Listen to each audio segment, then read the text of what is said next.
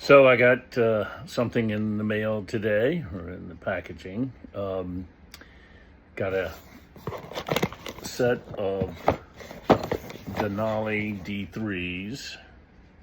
These will go on the Triumph. A pair of them. I also got the selective yellow lenses, and I'm going to put what is